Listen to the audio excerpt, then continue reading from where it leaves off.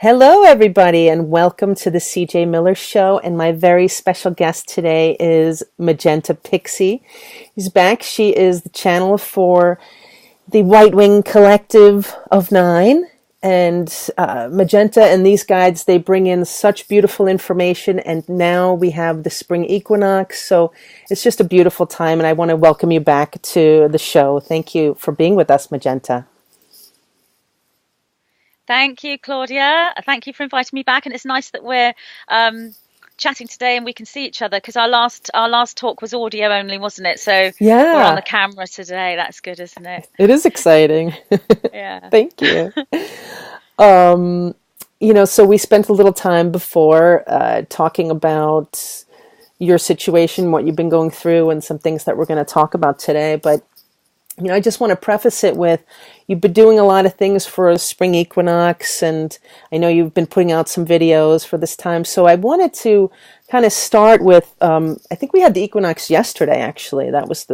So this is a very powerful time, and I just want to start with talking about what people should be focusing on at this time. Of course, it's a time of renewal and finally releasing the old and what no longer serves, and making room for the new.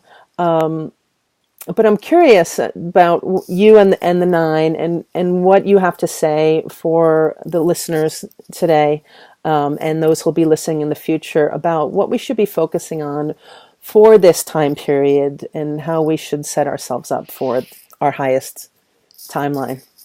Okay. Well, there's no should. That's the number one.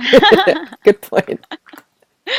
This is the thing, though, and it's so important. What is happening right now is there's so many challenges around. The energy is so intense, and we've got this huge, chaotic presentation in the third dimension going on everywhere. It's affecting everyone individually, and it's affecting the star seeds as well. The individuals who are aware and awake and who've been preparing this for years, they're not immune to this energy. They just have knowledge and tools to be able to assist them to ride through this energy. It doesn't mean that it's not going to affect them. So it's really important. Your question's great when you say, what should we be focusing on? Because the minute you start thinking, what should I be focusing on? You are taking yourself out of what you should be focusing on, which is your own alignment and where you are. So the Nine came in to say that grounding is so important and relaxation is so important. The reason why those two are so important right now and at any time is because of this intensity and this challenge. If you get to the point, right, okay, so it's the equinox, this is really high energy day, there's a portal opening, we're going into this new world, golden age, etc. So I must make sure that I'm calm and I don't feel anything negative, and I go into meditation, do a bit of yoga, sit in front of my altar, hold a crystal. All of that is great. Yes, do that. But what happens when some friend out of the blue phones you in tears and says something that upsets you, and you lose your temper, and then you walk off and start crying? Then you're going to say to yourself, I failed my equinox sort of sabbatical, and I intended to be so pure, and it's all gone wrong. So you don't want to go there at all. It's about being yourself and being human, relaxing into being human, going with where you feel you need to go, going with your heart. Someone wrote to me and said, it's so difficult for me to be able to relax and ground myself because I've got to go to work to a job that I hate. Well, then what I would say to that person is, obviously there are a multitude of choices for that person. I mean, number one, they can look for another job, but that's easier said than done. I'm completely aware of that. So finding ways to get through that in whatever way is right for you. So it might be that you need to go and have a conversation with a very good friend. You might need to decide you're going to have a counselling session. You might need to go and see a holistic therapist, or go for a walk in the park, or have a sea salt bath, or go to the spa, or do some yoga, or whatever it may be. There is no should. It's what's right for you and what's happening in your reality. So what's coming up for you? we've got this global thing that's coming up for all of us, and that's going to be the same thing in many different ways. But we've got these individual things, like it might be your child needs you in a certain way, or it might be a book that you've read that you want to intensively study, or it might be a concept, or it could be UFOs or extraterrestrials, or it could be that you're focusing on health, or whatever it is. Go within and see where you are individually, see where the energy is globally, and find a way to sort of balance it. And there's no right or wrong, which is why the Nine brought forward a meditation stroke DNA activation, and also That's great. that's the river portal. But then there was also the Ostara blessing, which came through yesterday morning. As soon as I woke up, it was there, and it's quite a different format to how the channeling usually is, because I knew that this was DNA activation, but specific to this energy, with codes within the imagery. It's not so much the words, it's the codes within the imagery that is conjured up by you when you listen, that creates a pattern that will be unique to each listener. It's so subtle to actually say, what should we focus on, when everything is globally the same, and so very, very individual and subjective as well. So I would say, follow your heart, which I know is a cliche, but it is such good advice. And no, there's no shoulds. Don't think you should be doing something. Just go with the flow. And a lot of people did not necessarily, and this isn't something I've been told, this is what we're on the 21st today, so I'm looking back into yesterday and the energy over the last few days. A lot of people experienced this equinox energy a few days prior to the 20th, around about the 16th, the 17th, the 18th and the 19th. And some may be experiencing it today or tomorrow. It's not necessarily going to be the 20th when there will be something that occurs for you, such as an epiphany or an experience or a synchronicity or whatever it may be, or just a nice feeling, or just for you to sit and say, oh, I had a really lovely day today. Whatever it may be, it's not necessarily going to be on the 20th. That's the highest point of the energy globally, but individually it's days before and days after, potentially right through till the end of March really is a high equinox energy. Interesting.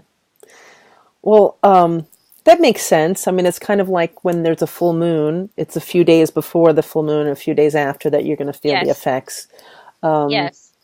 And I like what you said, and I've been, writing down some things. So it's grounding, relaxation, meditating, checking in with yourself, being human. Now, what does that mean to be human? Just to be okay with our human side, or accepting of ourselves?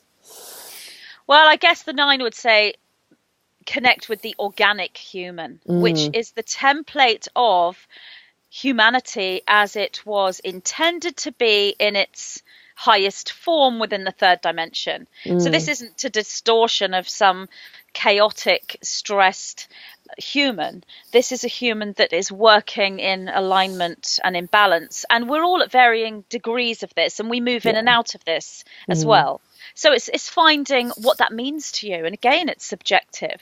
I mean, the organic human is the human that is moving back into the crystalline template, raising the DNA and moving away from control and amnesia and forgetfulness into knowing and memory and reconstructing, the light body, the Merkaba and everything. But how that actually looks to you in your life is going to be subjective. You might be someone who feels, let's, for example, take yoga. I use that because I do yoga myself, so it works for me. So, and it's probably quite widespread yoga, but it can be anything. It can be any kind of movement or any kind of creativity. Let's just say it's yoga. Someone might feel that unless they've done their yoga that day, their yoga practice that day, that they don't feel in alignment. If they're walking around and haven't done a yoga practice and feel, oh, I've got to do my yoga, I'm not in alignment, then listen to that. That's telling you that yoga is bringing you into alignment and taking you to the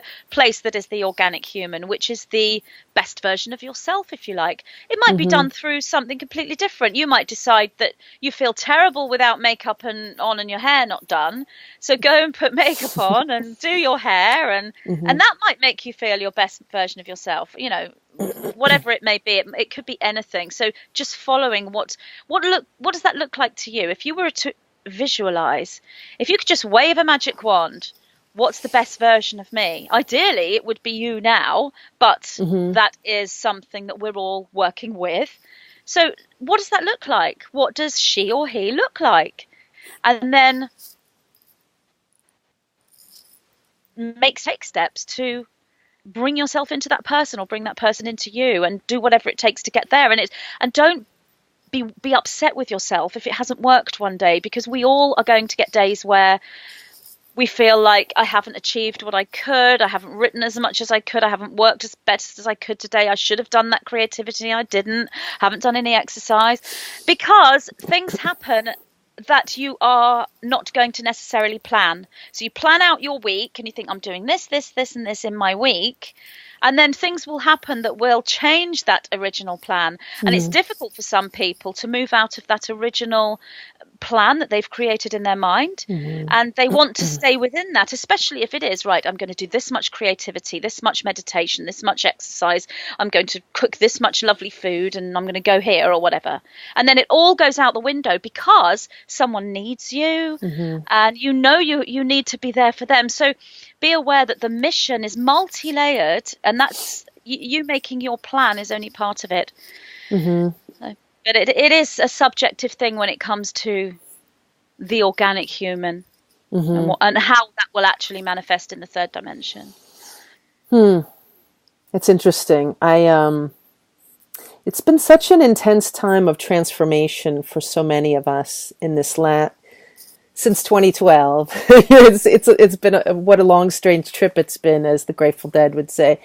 But I just feel like it's been a journey for so many of us of coming to ourselves and learning to love ourselves. And I love what you say about, imagining your best self, and then what are the steps that we need to take to get there. Now, I keep getting again and again, not just from you, but from so many spiritual teachers, that meditation is really important, and grounding as well. But here we are I'm in New York, you're in the UK. I heard it snowed there a few days ago. It's been a really long, cold winter for so many of us. And I think, here the spring comes and we just want to be outside. It was 12 degrees Fahrenheit yesterday. I don't know what that is in Celsius, but I feel like so many of us are just itching to get outside. We're wanting to be grounding, but when there's snow on the ground, how do you stand with your bare feet? I even do it. I actually put my feet on the ground and go outside, and, but it's easy for me because I'm a very hot person.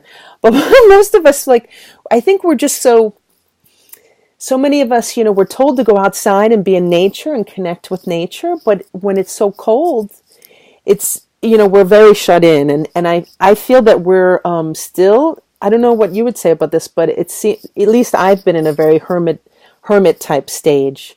And I think I'm still in that period for a time. So now I want to get to the question, because we were talking before the show about different healing journeys. And so many people that are going to be listening and watching this video are healers and light workers, obviously. And we all have healing abilities, and we all want to help humanity. And so many of us are service to others types. And so we were talking, and I don't know if we want to bring it up, but I know that you've had your own healing journey that is causing you to have to step back a little bit and really tune in and be accepting of your body and the limitations. I've also had my own emotional things that have really kind of pulled me back and are making me kind of, I don't know, it feels like, would you say, now this will be my question. Do you think so many of us now, Magenta, are coming to a time where we're like hitting a wall, where either like our physical body is causing us to slow down, or we're coming against insurmountable changes, or we don't like our job, or we're leaving our relationships, and it just seems like the old ways of doing things are really breaking down, and people are having to look at themselves in a different way. So, would you say that this healing journey is coming up for us as a collective in order to help us on our ascension path to let go of the limiting programs and beliefs? Absolutely, absolutely. I mean, it's a global thing, but it presents in many, many different ways. So I've got someone here talking to me. It presents in many, many different ways that you know, when you say a healing journey, that doesn't necessarily explain what that means, because really it's about transformation. Really, it's about change, and that will involve healing, you know. But it's so very different for each person, and within groups of people and within cultures. But it's global. It's a global thing. Going back to what you were saying earlier about grounding, before I answer that question, I wanted to just touch on that. Okay. You were saying about it being really cold. Yeah. And absolutely, I would say, yes, you can go outside. You can stand in the snow with your feet and let your feet get freezing cold if that's what you want to do. But going outside in nature, while that is wonderful, you don't have to use that for grounding. There are other things that you can do. You can bring nature indoors. So you can bring, you know, plants indoors and have them around you. If you want to use the feet as grounding, you can stand on crystals. So you're going to get the same sort of energy that you would have if you were obviously barefoot on the natural earth is fantastic, really fantastic. But you can do this with crystals. They would be dark crystals. So you'd go for red, black, possibly even silver, but red and black would be good, and stand on them. So that's one way to do that. Then there's visualization. You can actually sit down cross-legged, go into meditation, and then in the meditation you are walking on the grass, standing bare feet. So there are many different ways of doing that. So anyway, I just wanted to touch on that. But yes, being in nature is wonderful, but you know, you don't have to go outside. There are other ways to do that. And some people can't go outside. Some people are, you know, housebound. So they're going to have to find ways to ground themselves indoors. So you create a sacred space indoors. But when it comes to healing, the nine have said to me right from very early on, when they first started talking to me, really, all natural healers take a personal healing journey. Now, on one level, every single person is a natural healer. You know, it's natural when you are manifesting that organic human template. It's natural to be in service to others and be helping and healing others. Obviously, we've got many, many people who are blocked to that organic human template presentation, so they're not able to access that within them. So when we're talking about all natural healers, we would be looking at star seeds. They're the natural healers, and we've got some that are more within healing itself, such as hands-on healing, Reiki, energy work, or using nutrition or crystals or sport or whatever. But then we've also got spiritual teachers and channels that are bringing messages forward, who may not necessarily present as a healer, but they are still healing through the delivery of messages, the codes that are coming through. Yeah. So the star seeds are the natural healers, and all natural healers take a personal healing journey. So are all the star seeds taking a personal healing journey? Yes, but that will look again very differently. Some people it will be health, and it will be physical health of all various kinds. Others it will be emotional, or it will be trauma issues. It could be past life healing. But there'll be something personal to every starseed. They might not necessarily have seen it as healing. For example, you might find somebody who's never ever had a health issue, or never ever considered themselves to have ever needed healing. But that person might be a musician and been playing the piano since they were 3. They've been healing themselves without knowing it, through the music or through the art or through the dance or whatever it may be. So yes, it's there because it's part of the journey, but Mm-hmm. it manifests in different ways for each person. That's a really good point. And I like that idea of, if you're playing music, if you're a musician, that you're actually getting your own healing, sure, through the vibrations of the music. And Yeah. it just feels like I know so many people who've been, my best friend died about a year and a half ago, and she was a major healer and psychic and astrologer and doing radio shows and a real light worker. And I just, I never thought she would go. She said she was going to go when she was in her 40s. This is a friend that she's been a friend of mine for 30 years. So I knew she said she was going to leave, but still, when people leave, it's kind of shocking, even if we're ready for them to go. And I guess I just feel like there's a lot of us who are, looking into our past lives and seeing what our purpose is and understanding our multidimensional selves.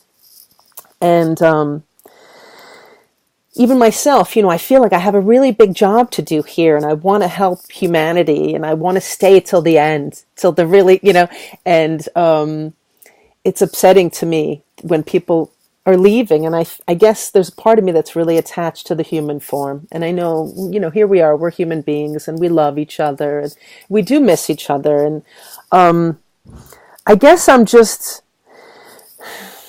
when things can seem so hard and so chaotic at times, and a lot of people are focusing on the negative and being overwhelmed by that,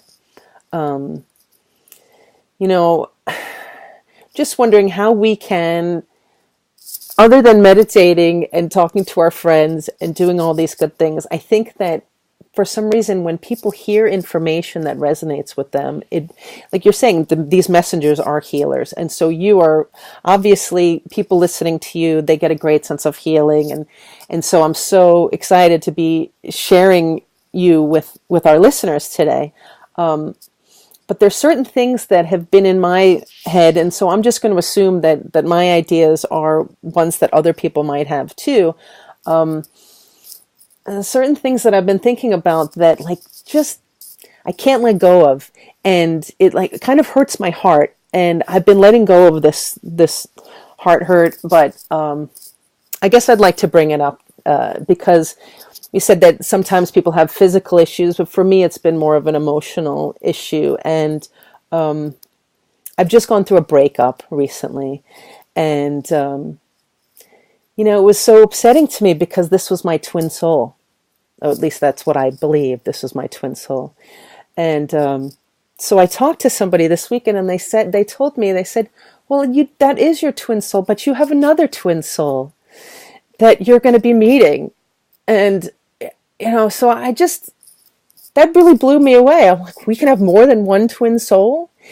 And, there's all this stuff that you talk about with the twin flame and the coming together, divine masculine, feminine. It seems like that's really the thing that so many of us are looking for now, our divine partner, and wanting to join together, to merge with another, to fulfill our mission. So what can you and the Nine say about that, about the twin soul dynamic? And can you have more than one twin soul?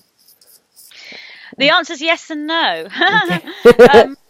I've got a whole chapter about this in my last book, Divine Architecture and the Starseed Template, because it's such a big one. Mm-hmm. So there's a whole chapter about this that goes into this very deeply, channeled from the Nine, about this subject. So firstly, sorry to hear that, that you've had a breakup. It's not easy, I know. And maybe when we finish doing this, recording, we can have a chat afterwards, because there's so many, I can do a reading for you on air if you want, but I don't know if you'd want me to, but just to touch on that, there's so many different potentials for someone who's gone through a breakup. So, for example, take you, for example, and look at the timelines. So there'd be a timeline where you get back together. There's be a timeline where you don't, a timeline where you never see that person again, a timeline where you stay really good friends. There's a timeline where you meet someone else. There's all these different potentials and possibilities. Anything that's in your mind as a potential as long as it isn't being clung to with desperation, because when you cling to a timeline with desperation, you block it from manifesting. When you are open to all these different flows, then you have many, many potentials and possibilities. The universe generates repeated matches to match your frequency. So when it comes to a twin soul or a twin flame, on one level, when you are looking at the overall plan of your life and you're looking at destiny, then there is only one, because the timeline that you go through and the destiny that you live is the reality you experience, and within that there's only one. You know, let's say you're in a monogamous relationship. There are different types of twin flames in multi relationships and polygamy and all that, but that's different. But Sure. but that twin flame energy is there too. So say you are, you know, with one person, the twin flame energetic that you manifest in your life, that you live in your life, that becomes your destined partner, is the one true twin flame, because that person, if you are achieving the highest vibratory state that you can, and you're living your blueprint and your mission, then the person that you draw into your life will be a match to that, because the one true twin flame is your higher self. It is you. It is not anyone else. Your true twin flame is you. And when you manifest that within the physical reality, you manifest a match to you. So that's why that person becomes the twin flame. Now, if you decide that you don't want to be with this person, and you think this person can't be my twin flame because for whatever reason he doesn't understand me, or he doesn't believe in this and I do, or whatever that may be, you might decide to walk away from a potential twin flame relationship. If you walk away from the twin flame relationship yourself, without giving that relationship perhaps the chance to manifest its twin flame energy, it might be more of a challenge for you, depending on where you are. It might be more of a challenge for you to generate a new twin flame into your life. If that person left you and you were open and wanting to connect with that twin flame, you're going to find it easier to manifest the new twin flame into your life, because you've stayed within the twin flame energy. But again, this isn't going to be in every single case, which is why in my book there's a whole chapter on this, because it's very much about how you are feeling. For example, if you believe that there's only one twin flame for you, only one, and that's your partner, and there's no one else, and anyone else that you have a relationship with is going to be a sort of second best because your twin soul is that one person, then you narrow the universal energy generator, if you like, generating constant matches to you. You narrow it down into one person. So the idea is to open it up and know that that higher self that is the true twin flame that is you can create a match, and that match could go in many, many places, in many, many ways, constantly generating that. And the only way to stay open to that path is to know it is there, to be fully aware and open that there are many twin flames, and on one level everyone is your twin flame and everyone matches your higher self. To, you know, take this multi-leveled viewpoint and then find this joy in your heart, the kind of joy you would experience if you just fell in love with someone. So what would you feel like if you just met someone and you just fallen in love? Imagine you've been seeing someone for 2 weeks, you know, those early days, and you're sat there and like, oh my goodness, it's like I can't eat. I'm so excited. I'm so in love with this person. If you can find that energy and bring it, even if you just sit there and hold that energy for half an hour a day, you are taking yourself into a vibratory match to falling in love. When it comes to the twin flame, there's a geometry to this as well. And this is a really, really good way of working out whether your relationship is a twin flame relationship or not. The Vesica Pisces, which is the circle with the inner sort of little fish in the middle. It's not just a geometry for twin flames. It's a geometry for many, many things. It's the Holy Trinity. It's, you know, the male, female, the child, and all this. But when you're looking at a twin flame relationship, you would see the female and the male, And this doesn't necessarily mean a heterosexual relationship. This can be homosexual relationships as well, because you have male and female energy, and some people who are perhaps gender neutral don't even use the words male and female, and they don't have to. They can use different words. They can use matter and antimatter. They can use you could use god and goddess, which is kind of male and female, but there are many ways. It just shows an opposing matching frequency, like positive and negative, I guess, but not in the sense of service to others and service to self. That's, there are many, many ways to describe this polarity. So let's go with male and female, masculine and feminine. So we've got the circle for the female and the circle for the male. And then the middle bit where they overlap is the creation between the two of them. So that can be a child. Obviously, on a physical level, the creation between the male and female energy on a physical level is a child, but that doesn't have to be a child. It can be a creation of any kind. So that may be that you're writing a book together, or you're doing talks together, or you're traveling together and you are learning as you travel, or goodness me, it can be, look at the relationship you have and think, well, are we creating? And don't necessarily look at the obvious. As I said, it doesn't have to be a tangible thing, as in we've created this clay sculpture between us, therefore we are mirroring the twin flame. It might not be anything tangible. It could be an idea. But is there creation there? If there is, you will know. And if there is, then your relationship is mirroring the Vesica Pisces. That's the sacred geometry that fits the twin flame frequency. And what is so interesting here is there are people who don't even know that they're with their twin flame, because the twin flame manifests in many ways as a potential before it is actually tangible. It manifests as a potential. So, I saw so many clients. I was, doing readings for 7 years, and I would say twin flame questions was probably one of the highest, next to what planet am I from? The next question was, who's my twin flame? These are the biggest questions people asked. And I had many people come to me who felt that they were in relationships that weren't mirroring their twin, the twin soul, the twin flame. And sometimes they were right, that the relationships were not. But in other cases, and in quite a few cases, people were in a twin flame potential relationship and they didn't realize that they were. And it was only through our conversations and their meditations and their communications that we worked together to discover that they were with that twin flame potential. So you can actually be with someone for 10 years and think, well, I love this person and we get on great and there is a spiritual connection between us, but I don't necessarily think we're twin flames. Maybe I'm not meant to meet my twin flame. And it might be in year 11, a whole series of synchronicities occur and you think, my goodness, I was with my twin flame the whole time. So this is, the twin flame is a manifestation of a creative relationship.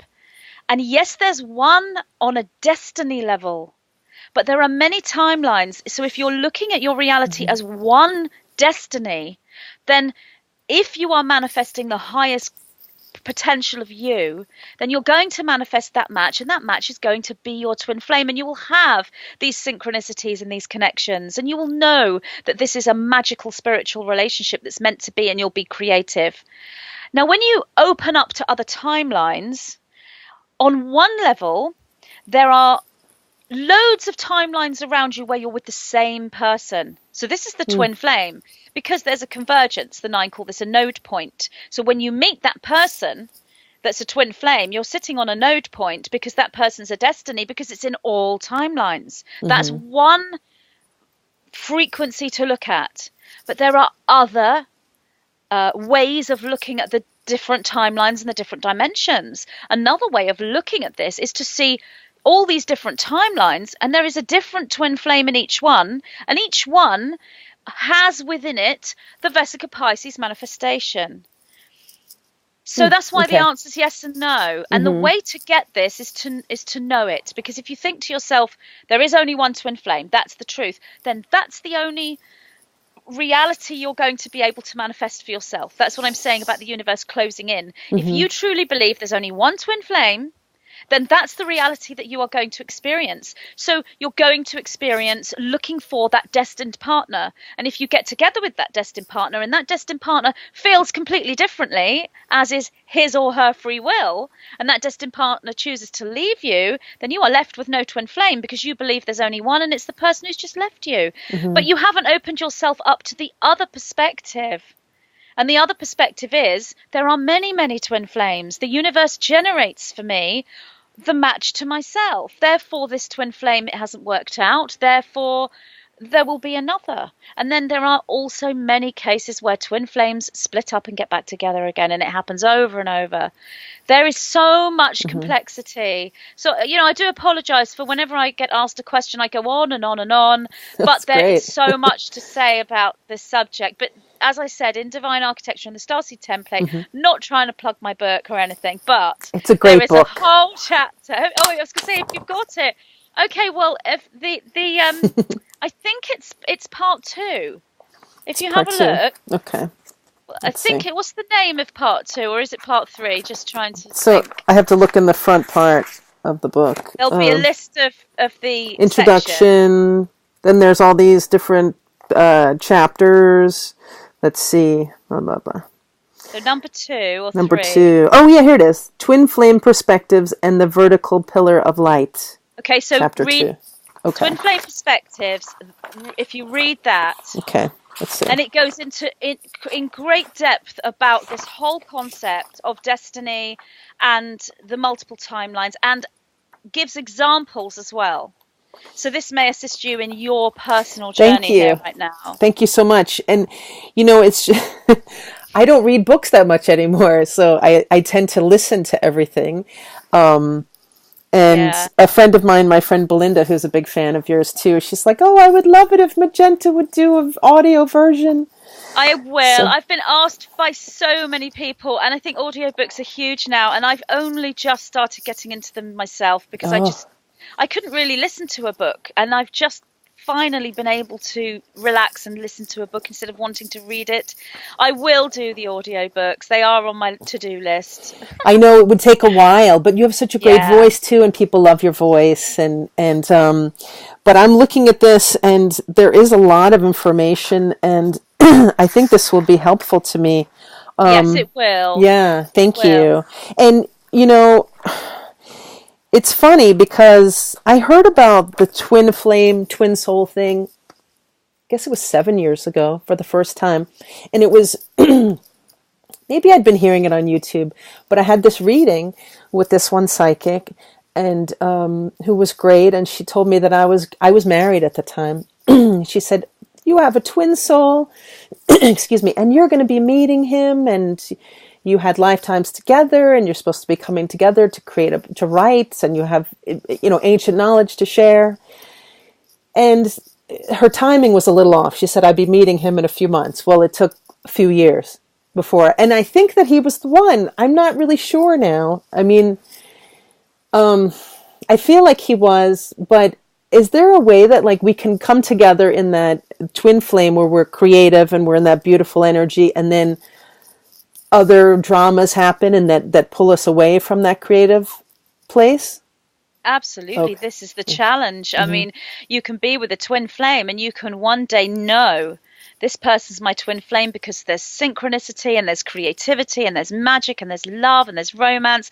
And a week later you can be, I can't stand this person. Don't want to be with them anymore. I mean, we're human. You were saying earlier, you said your words were, I'm very attached to the human form. And you kind of said it slightly as though it might be something perhaps that you need to work on, but part of you thought it was okay. And I think that's something that a lot of people think, that being attached to the human form is a negative thing, and we need to sort of transcend it and become pure light. And nothing could be further from the truth. Yes, we're becoming pure light, and we are pure light, but we are absolutely attached to the human form.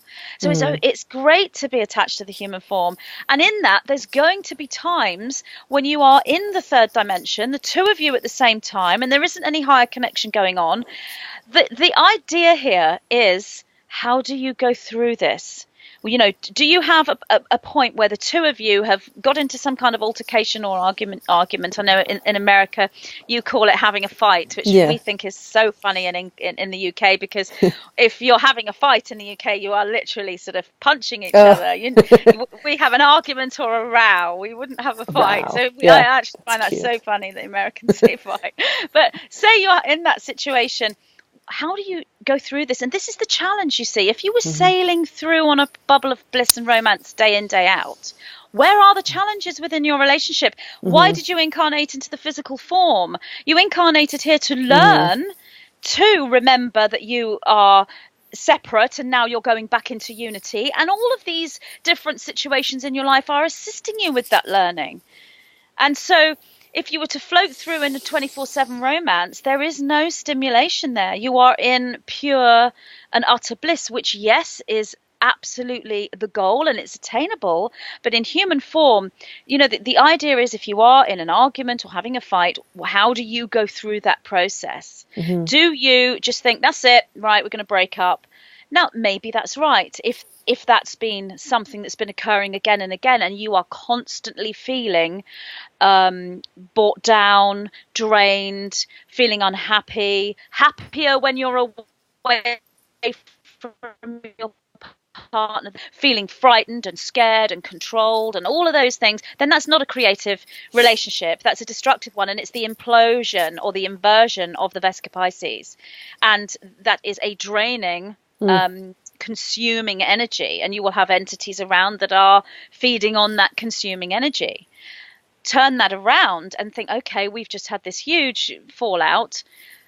Then you sit down and you talk, and one partner talks about how they feel and the other partner talks about they feel, and somewhere they come together, and somewhere they learn from that altercation that they had, or that period where they didn't speak for a few days, or whatever happened. They learn from it and they grow and they become closer together and they get back into creativity.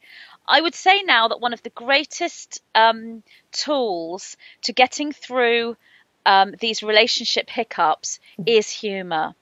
If you have humor between you, and you can laugh, and you can, you know, bring it back to humor, even if there's something you don't agree on and it seemed really serious at the time.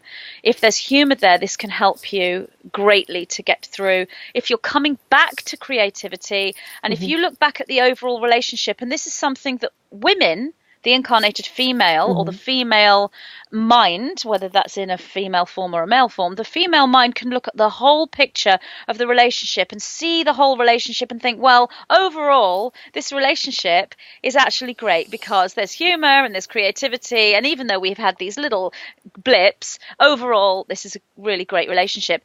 With the male mind, very difficult for them to do this. They're in the moment with the relationship. They don't often, I'm not speaking generally for every single male. There are some males that are fully capable of looking at the whole relationship, and sometimes it's reversed. But generally, the most predominant males will think, how am I feeling right now? I don't like this person I'm with. I'm feeling terrible. And they will go with that and sometimes take that feeling.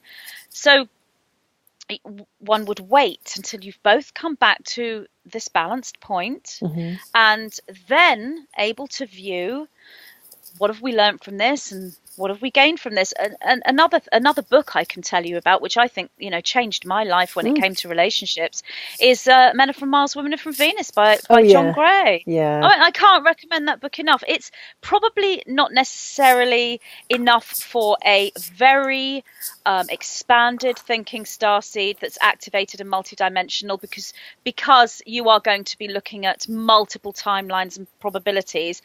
But there's a lot of metaphor within that book, and those metaphors are very helpful. But for someone who is struggling with relationships and looking at the differences between the male and female mind and the way that plays out, that book is fantastic. Changed my life when I read it, because my realization was, oh, so men are different to women then. You know, the whole time I'm looking for someone, I'm believing that my one true twin flame is a match to me, therefore he's going to be like me. Sure. And while that's true on one level, there's going to be a like energy. if you're a female and you're moving into a relationship with a male on that level, whether, as I said, whether you're heterosexual or not, it's an opposing energetic. So you're in a relationship with someone who is not going to be like you. That person couldn't be more opposite than you. So it's learning about the differences and the similarities at the same time. And that book is a very, very good introduction or stepping stone into the understanding of the differences between those polarities. I agree. The book by John Gray, I mean, that was from the 90s, I think, that book came out. And I read it, and he wrote a couple of other ones like that. So I should probably reread those. It's funny because I didn't mean to get into this, and I know we can talk about it after, but, I think that things can happen where you can meet somebody, and even if he's a man, he can be very in touch with his feminine side, as my partner is still, I think he is, my ex-partner, which feels weird to call him my ex now because it's pretty new. And I think it was him that wanted it, even though I ended up calling it off just because it was like an ego. It just became, when you feel like a disconnect, then you have to let go. And so that's what I've done. And I just, I've gone through the difficult period of the crying and the releasing, and now I'm finally regaining myself. But I guess that's what I came to an understanding of. So I love the way you put it out there about the twin flame thing. And I totally agree with that. Whatever we're believing, then our thoughts are co-creating with the universe. And so I do believe that if I'm meant to be creating with someone, then I will. And I know that I'm that type of person. And I think we all like to be part of community and have partnership and merge with others. And we're not here to be alone, So, and at the same time, I think it's really important for us right now in our development to learn to, if our issue was that we didn't want to be alone, and we're afraid to be alone, then maybe we're going to be forced to be alone for a time so that we can face our fears, right? So that's what it feels like is happening. Because actually for me, I've always believed that I would have a partner, but I have been through so many relationships. I mean, I've been married once, but I guess there's a part of me, it's probably a program. I do believe it's a program, especially as a woman, that, I need to have a man, I need to have a partner, and especially, to grow old with, and I think I'm starting to let go of that program. Yeah, that program is there within the female, and it's indoctrinated into us when we're little girls. We go to play school and we dress up with the veil on our head and we get married. And we grow up, and it's in our mind as the girl's biggest day is the day she marries, and this prince in shining armor is going to come into her life, and we're very romantically oriented as a female. And females can be very, very they can often identify with themselves through their man or through their relationship. But the program, as you say, needs to be released, and we need to learn as women to identify with ourselves and our own inner divine merge, the male female within us, and go through the divine marriage, which is ourselves. And we need to find ways to empower ourselves in the way that many women are looking for empowerment through the male. Many of the males, and I'm talking about third dimensional males and females, at the moment, they aren't equipped to give each other the what everyone's looking for, because what we're looking for is unification and unity with source. And so that isn't going to be found within a third dimensional structure anyway. We're always going to be looking and lacking because we haven't got the unity. We have to race through the dimensions to find that, especially now with the shift on this planet. So yeah. It's, so everything is all imperfect. I feel like even if we're going through hard times, when we look at the bigger picture, we could see the reason for everything. Even if the relationship was not something that you wanted to end, hindsight is 20/20. We can always look back later and go, it happened for a reason. Everything happened for the highest good of all concerned. And for me, that always helps me. Like with anything that's going on, the stuff with our country, the United States, and things happening in South Korea and Donald Trump, and I have to look at it and say everything's happening for the highest good of all involved, and it just not to let myself get so upset. But if we do get upset, that's okay. Yeah, and that's again, it's understandable and quite normal. We're very invested, especially people in America are very invested in their communities and family and their emotions, and probably they portray that more so than certainly we do in the UK. I'm more like, I feel, the American people in the way I am with my emotions, but I'm a fish out of water in a lot of ways here in the UK. The UK, we're not so much like that, but it's normal to do that, to be caught up in this, especially the whole political thing, because we take it personally as part of our personal reality, and it is. So we have to learn to balance this. So I see how difficult that is for so many people, especially with the presentation of Donald Trump and how he presents, because how he presents, if you're only seeing that, then you are going to be really, really emotionally triggered. You have to look behind the scenes and think, well, why is he presenting like that? And what's going on behind the scenes that I'm not looking at? What am I not seeing? When you start to see the behind the scenes stuff, then you realize, then you can see that everything's playing out in the way that it should.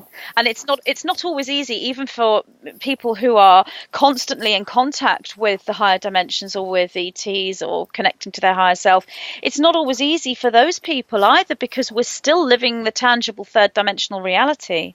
And this is why you said earlier about meditation being so good, because it will connect you in. And even if you are not actively in verbal communication or clairvoyant communication or even emotional feeling communication, it will still connect you in the way that you're able to connect through whatever means. So meditation will take you into that point where you can view reality as everything's happening as it's meant to be. Because on the third dimension, it does look like chaos, and it is chaotic.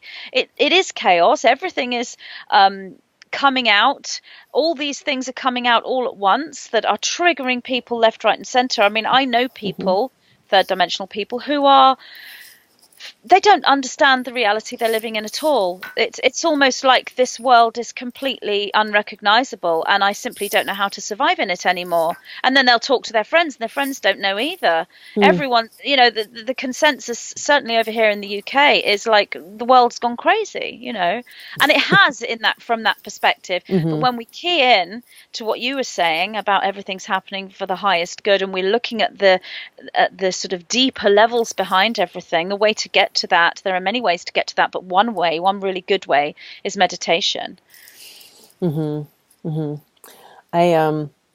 as I was listening to you and repeat the thing that I said about everything happening for the highest good, I was just reminded of the times when I'm not able to be in that place. It's usually thinking about my ex-husband and fear about my kid, or and so I think it's almost easier for me to be like politically or globally. I'm like, it's all going to be fine, because I try not to watch the news or read the news or listen to people when they talk about things. Oh, there's another school shooting. I don't want to.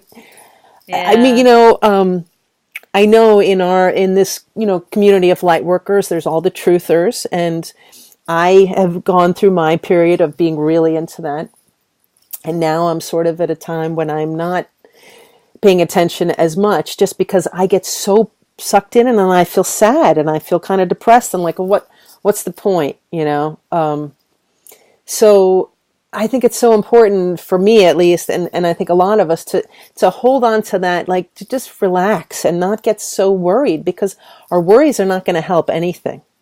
They're not going to help manifest the life of our dreams and unity consciousness and unconditional love, right?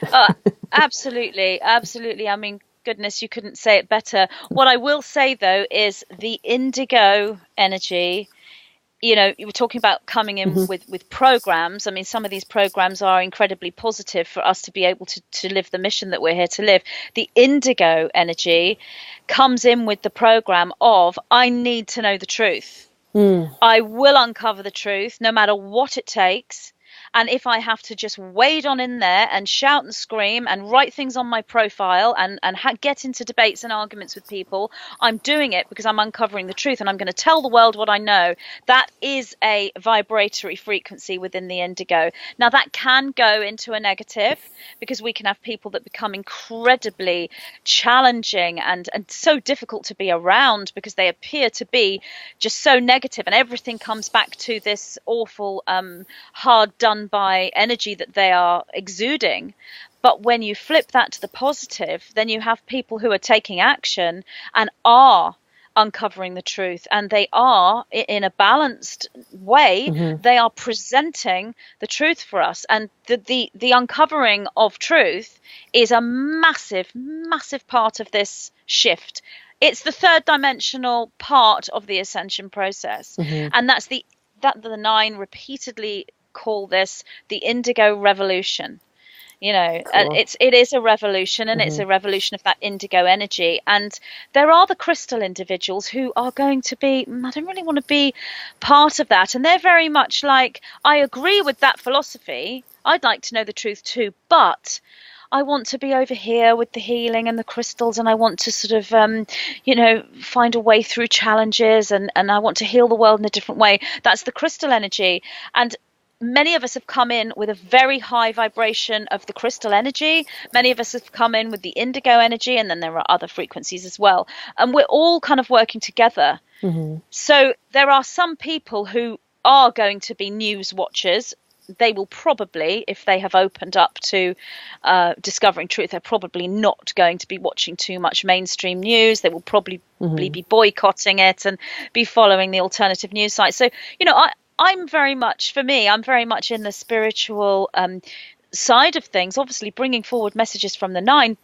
That's where I am presenting with my mission, but I'm an indigo, a full indigo. So I've got that side of me that has to know the truth. And sometimes I will go into my truther side and I can lose myself a little bit and go out of balance because I'm like, right, I can't believe that's happened. What can I do? You know, and the 9 will then speak to me and say, thank goodness that I have the 9, because if I didn't, I probably would be a really annoying truther. I'd be shouting.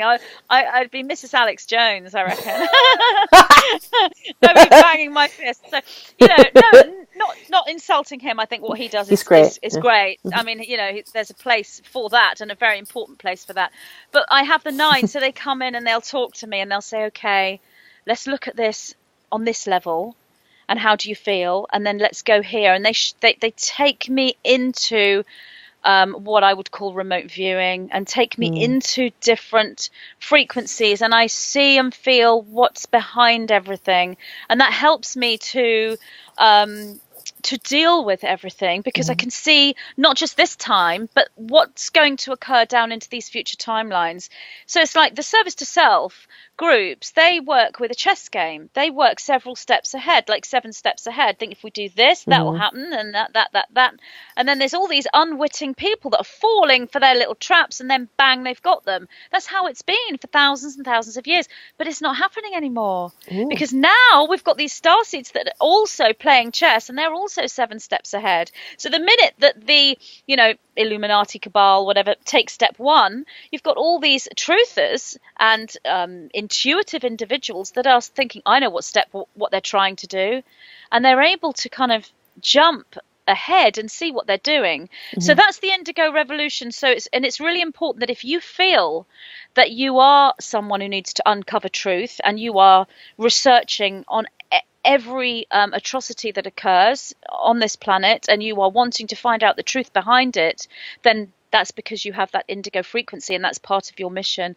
You have got a very crystal indigo balance. You've got 2, you know, presenting Cool. to me very sort of 50-50. And if anything, your crystal energy is just slightly more so, but that's only now because of you've recently been through something. So your crystal energy is coming in a little bit more to bring healing down. Ah. But predominantly you're a 50-50 energy. Whereas I'm 100% indigo. I've had to work very hard with the 9 to access that crystal energy, which we can all find.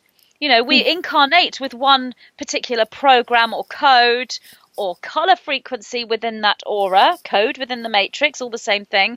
And then we learn to take on other colors and other codes and other frequencies. We're all really children of the rainbow. We're all Yeah. able to embrace all of these different frequencies and use them to access the mission that we're here to access.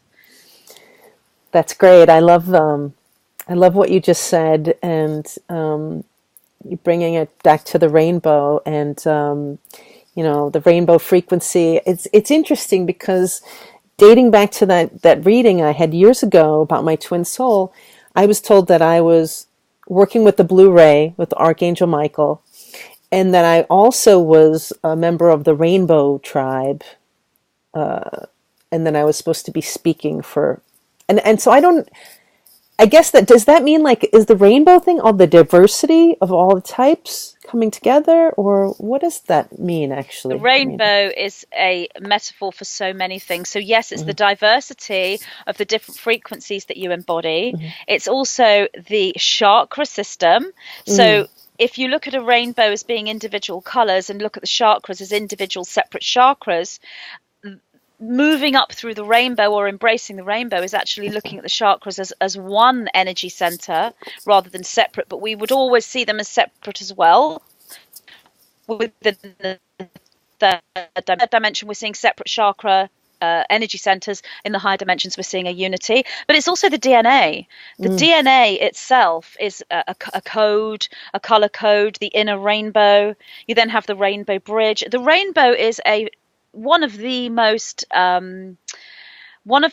aligned metaphors, and it's part of the language of light. The 9 call these different presentations alphabetical numerals. Well, they didn't really call them that. They showed me a frequency that was an alphabet and a number merged together. And so I thought, well, how am I going to, there's no word for alphabet, for letter and number merged together that I know of. So I said alphabetical numeral, and they said, yeah, that's the most aligned. Well, I guess there's no such word as alphabetical in the actual dictionary. So it's a made up word really by me as I'm trying to translate what they're saying. But the rainbow is one of the most powerful and one of the highest and most aligned. So it's there.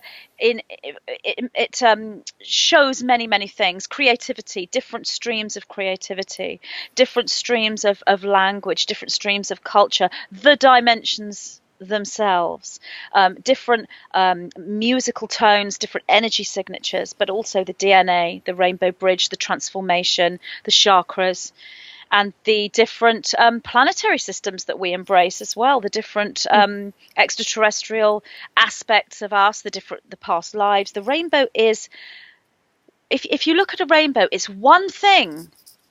It's just one thing like this. Yeah. And yet within it are all these different streams of color. So it's many things and one thing at once. So it's complete, infinite compartmentalization inside a unified field. So the rainbow is a perfect symbol for reality and creation itself. So yeah, it's beautiful. Rainbows lovely. I love rainbows. Yeah. We're coming along so nicely here. I just want to keep track of the time. I do have, I wanted to ask about Ascension, but I think I'd like to get to this question that I mentioned I had about artificial intelligence. Yeah. So let me look this up. So this question comes from Alexandra. I have something. What does the 9 have to say about the AI, artificial intelligence situation, and the 5G grid that's going to be covering the Earth soon? This all scares me more than anything, and I am feeling like I could use some help in understanding this less. 5G grid Is that Yes. I I think she's okay. talking about cell phone thing. I don't know. I wasn't Oh sure. yeah, okay. Yeah. Yeah, I wondered what the 5G. I thought, is that, does she mean 5D? Yeah, 5G grid. Yeah. Okay, absolutely, that makes sense. Yeah. So it's interesting because I'm currently writing my third book at the moment, and the recent channeling that's just come through is all about AI. Oh, cool. So try and remember what they said, because it was um, well, the nine were going into the story about how AI was created in the first place, but I mean that's very complex, so I won't go into that. But let me just say that, like everything, whether they're extraterrestrials or humans or people presenting with different vibrations, like everything, we have a positive polarization and a negative polarization within that.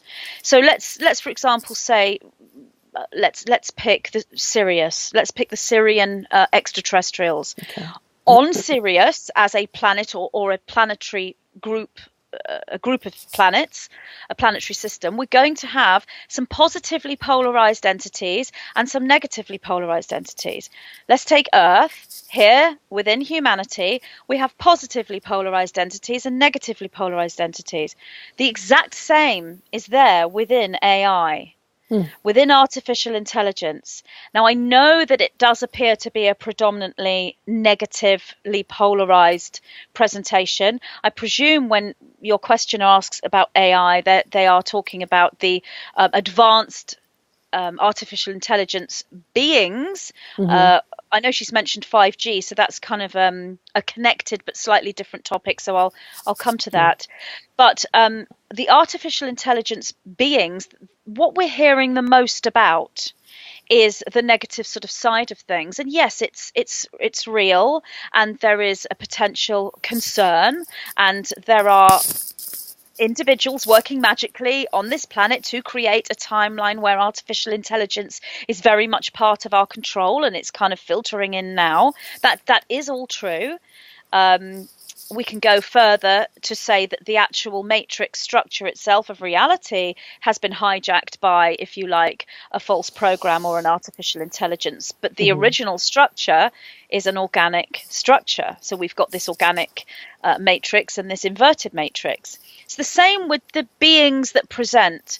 Within this, there are some positively polarized beings that one could say were artificial intelligence. What the nine was saying to me is, we as humans have evolved from we've evolved down several streams, but if we look at the original evolution on this planet as to the life force that the DNA was put into, or that the DNA was engineered, we'd be looking at the hominid, the ape type creature. That's where we kind of evolved from. It's not the absolute seed. There were two different types, but it's that kind of. But if I was to say, if I was to look at humanity and say, oh, they're all apes, well, we're not. We're nothing like them. So we could say to one particular planetary system where the DNA structure or the DNA engineering was created within originally an artificial intelligence structure, and we could say, well, they're all artificial intelligence, but they're not. And they would actually say to you, that's an insult for you to call me AI, because they've evolved beyond, just like we've evolved beyond being apes and hominid creatures, the original hominid creature, they've evolved beyond AI, and they look quite similar to humans. Some of them, not all of them. Others are typically AI and haven't done any evolving. And within AI, we have AI and organic structures combined. So you've got some life forms that are partly artificial intelligence and partly organic. So within this, there is positive and negative. So I can understand why people are afraid of that, because there's a lot of talk about artificial intelligence and how it's controlling us, and it's the inverted matrix, and that's all true. There is a huge negative faction within that, with it coming in from these different ET, ultra dimensional forms, fourth dimensional forms. Yes, that's been very much part of our control structure, but there's a positive side as well. And if we do look at AI on a whole and just categorize it all as negative, we're again just putting all our eggs into one basket and not opening up to the bigger picture.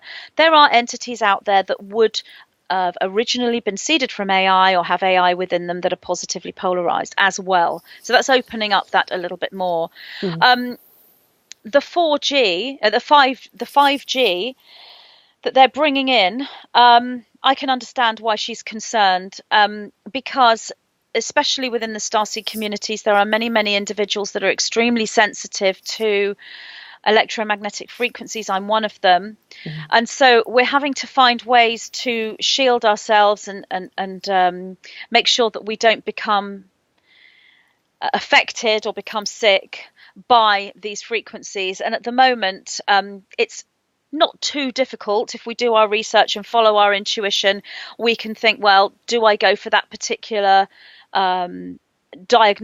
medical diagnostic tool that the doctor says I must have, when that diagnostic tool contains EMF frequencies that potentially are going to harm me anyway? Do I go for the diagnostic tool or not? You have to decide what you do. Shall I go and see a holistic therapist instead?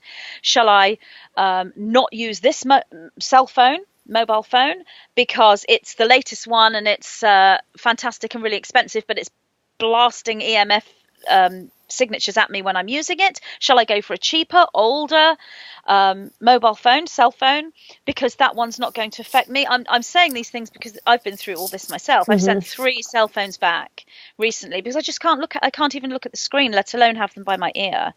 Wow. So I have to go for a very low budget handset. I finally found one in the end, which, it sort of crashes every 5 minutes, but I cannot use the flagship models. I simply can't look at them. And the same with a car. Just before Christmas, I bought a new car. 4 days, I had to send it back. I was so ill with the EMF because of the relatively new cars. So then I had to do sort of a month's worth of research to find where can I find a car that's reliable but is older, blah blah blah. And I did manage to do that and find one that I can drive without nearly falling over when I get out and feeling so dizzy and sick. And so that's just me, but that's. And this isn't just amongst the starseed communities either. There are people who wouldn't necessarily consider themselves to be awake that are also extremely EMF sensitive. So 5G is a worry for people like myself, and I know that there are many. And as you see, it's a bit of a flip side to being psychic. You open up clairvoyantly, you start to look at unseen energies and feel the vibrations of different life forms. And within that, you're going to take into your matrix, if you like, these EMF frequencies as well. So we have to learn to filter them out and only let in certain ones. That's fine if you're sitting in your own bedroom with orgonite everywhere and your crystals, but if you're walking down the street, or if you're actually driving the car or using the phone or living next to a cell phone mast, then the most highly trained psychic is probably going to have problems filtering out and that's 4G. So 5G is a concern. But what I am getting here from the 9 is 5G is not going to take off in exactly the way that they think it will. There's going to be it will occur. 5G will be a network, but it's not going to be as easy as the cabal groups that are creating all this think it will be. There's a lot of opposition now to structures that create harmful, dirty electricity and EMF and AI and everything. So there's almost as though there's 2 threads going. There's one where they're powering ahead with this AI transhumanism timeline, and then there's this organic starseed, organic technology timeline as well. And they're sort of both working parallel. And it's difficult to see what will play out at the moment because we have to have the 9 say eyes on the prize, which is we have to view the timeline that we want to manifest.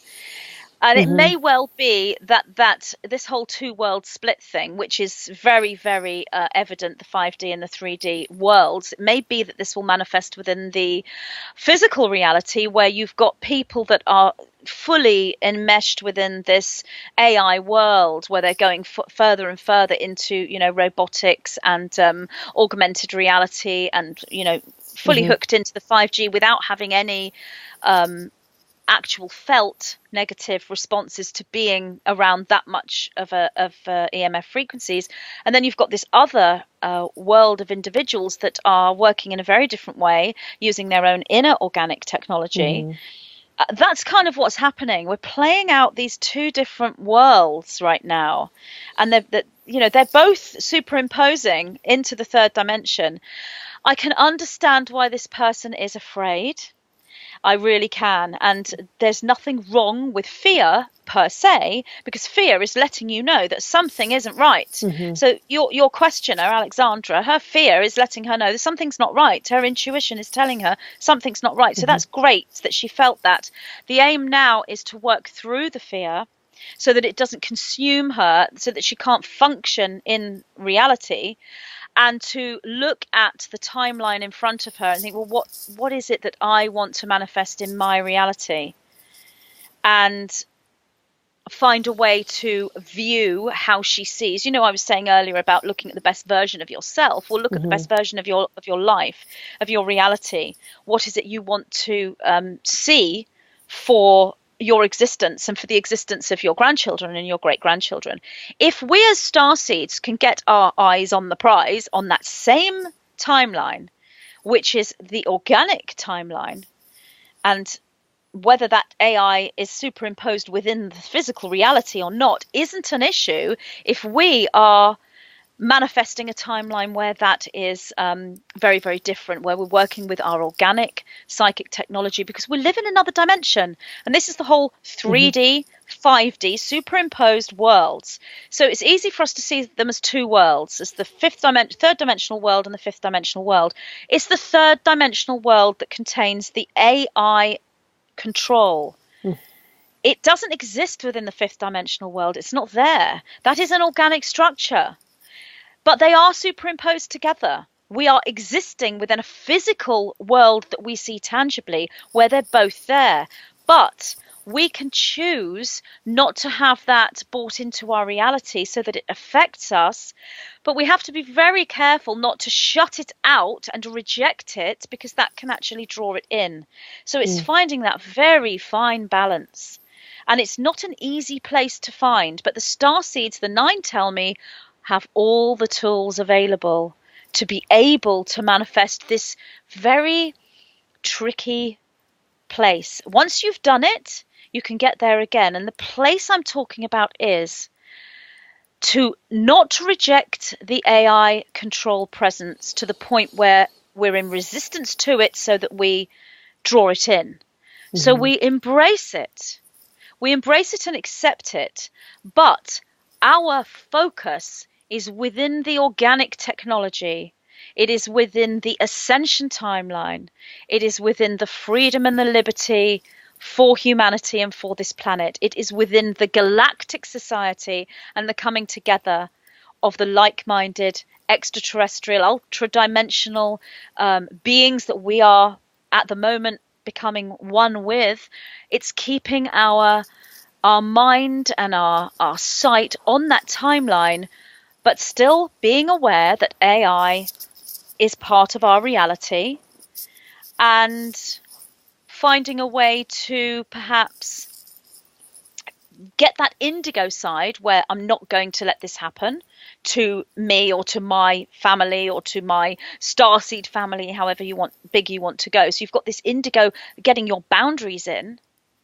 If you're in fear, fear is fine when it's there as a signpost for you to integrate. But if you stay in fear, I'm afraid of AI, I'm afraid of 5G, I'm really afraid, and you stay there and you stay there and you stay there and you don't integrate, that potentially is drawing that into your reality.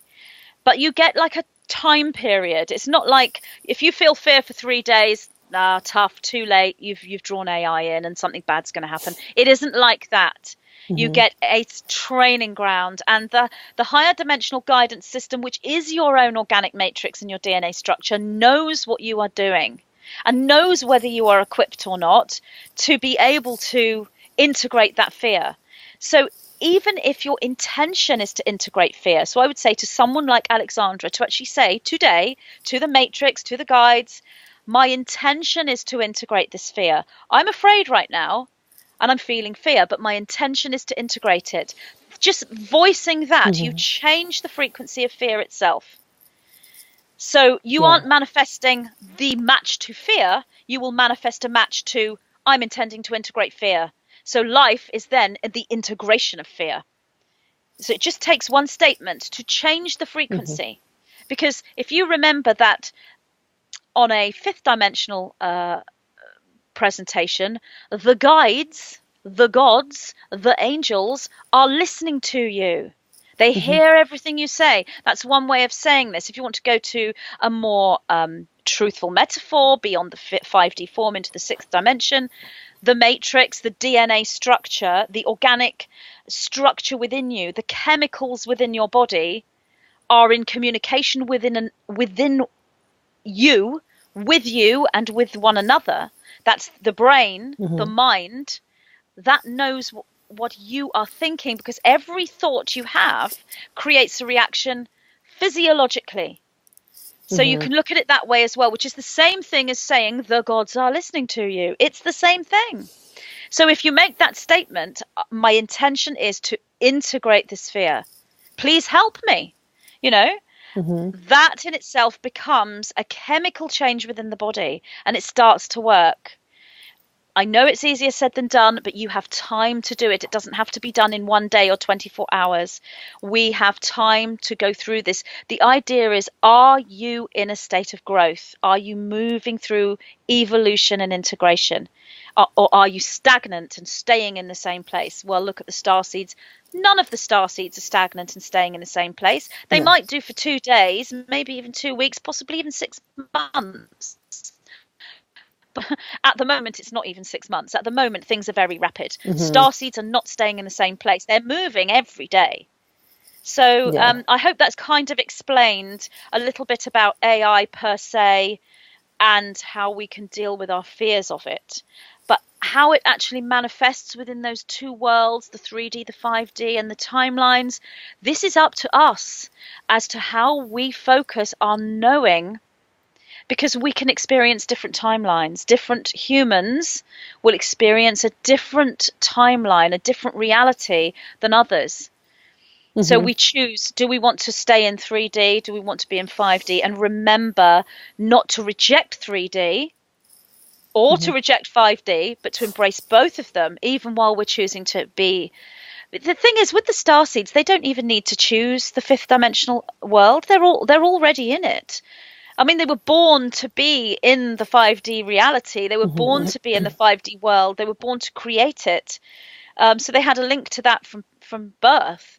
So the starseeds, I can understand why people are afraid of this, absolutely, especially with the whole 5G thing. But it's not going to work out the way that the elite think it will. Nothing is working out the way that they think it will. Nothing. I mean, every single plot that they have, there's a spanner, or is it a spoke? Something's being put in, the wheel. It's stopping that wheel from running. Is it the spanner in the works or the spoke in the wheel? It's probably those two. Spoke in the wheel. I get my little sayings muddled up. I do, but that's what's happening. That's what's happening. And it's happening with everything. And you only have to look around and see the plans and the plots that they're trying to achieve, and everything is going wrong and backfiring on them. So 5G, yes, it's going to be part of reality, but it isn't going to be quite the way that they think it will. And there will be ways that we can not draw that into our reality. There's another way of looking at this as well. There's a whole other AI. There's the whole voice to skull technology, the voice of God, which is a big thing at the moment in the spiritual communities, because I read something the other day. Somebody was saying that a lot of the QHHT, the the QHHT sessions, Mm. when those people in hypnosis connect into the higher self, I read that there are people that are believing that those people in that somnambulistic hypnotic state are being targeted by voice to skull technology and the voice of God technology. And what I would say is you have to be careful, because it's very easy to turn that into a cabal tool and say everyone who's been through a QHHT session and every channel and every psychic out there they're all targeted by voice to God, which completely dismisses everything that we are all saying. And that's not the case. Now, it may well be the case that some people who are opening up are connecting into that, but that AI, that sort of mind control voice to skull technology, is a very low dense vibration. And there's a certain code, I've spoken to the Nine about this greatly, there's a certain code within the pineal gland structure that when the crystalline structure within the pineal gland activates, and there's a certain chemical which is probably DMT or very, very close to DMT in its structure. When that connects with this crystalline structure, it creates a kind of an antenna, and this goes above the frequency of the voice to God technology, the voice to skull technology. It's a low dense vibration that is targeting, if you were to sort of give it a place within the human body, it would be targeting perhaps the spine, the back of the shoulders, the back of the neck. It's not targeting the way that the antenna moves through the pineal gland activation. So anyone who is genuinely working with spiritual enlightenment, spiritual tools, spiritual discipline, then they are highly unlikely that the voice to skull technology will ever come anywhere near them. That they create an immunity.